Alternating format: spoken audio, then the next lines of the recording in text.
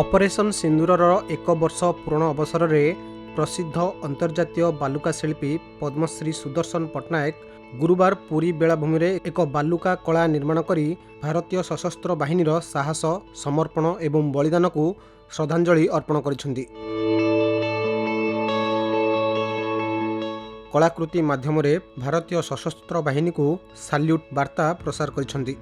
Operation ସିନ୍ଦୁର ସାହସ, ପ୍ରତିବଦ୍ଧତା ଏବଂ ଦେଶ ପ୍ରତି ସେବାର ପ୍ରତୀକ ଭାବରେ ଠିଆ ହୋଇଛି। ଦେଶକୁ ସୁରକ୍ଷା ଦେବା ଏବଂ ଏହାର ନାଗରିକମାନଙ୍କୁ ସୁରକ୍ଷା ଦେବାରେ ସଶସ୍ତ୍ର ବାହିନୀର ନିରନ୍ତର ପ୍ରୟାସକୁ ସମ୍ମାନ ଜଣାଇବା ପାଇଁ 1 ବର୍ଷ ପୂରଣ ଏକ ଗୁରୁତ୍ୱପୂର୍ଣ୍ଣ ଅବସର। ସୁଦର୍ଶନଙ୍କ 7 ଫୁଟ ଉଚ୍ଚ ବାଲୁକା ମୂର୍ତ୍ତି ଭାରତୀୟ ସଶସ୍ତ୍ର ବାହିନୀର ସାହସ, ସୁରକ୍ଷା ଏବଂ ଶକ୍ତିକୁ ଚିତ୍ରଣ କରିଛି।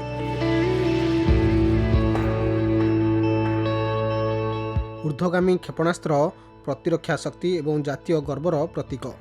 ଏହି ଅବସରରେ ସୁଦର୍ଶନ ପଟ୍ଟନାୟକ କହିଛନ୍ତି, ଆମର ସଶସ୍ତ୍ର ବାହିନୀ ରାଷ୍ଟ୍ରର ସୁରକ୍ଷା ଏବଂ ଆମର ସୁରକ୍ଷା ସୁନିଶ୍ଚିତ କରିବା ପାଇଁ ସେମାନଙ୍କର ଜୀବନ ଉତ୍ସର୍ଗ କରନ୍ତି।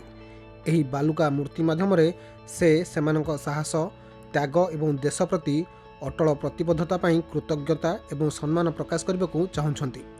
ଆମେ ସର୍ବଦା ସେମାନଙ୍କ ସେବାକୁ ସମ୍ମାନ ଦେବା ଏବଂ ମନେ ରଖିବା ଉଚିତ। ବ୍ୟୁରୋ ରିପୋର୍ଟ, ଖବର ଓଡ଼ିଶା।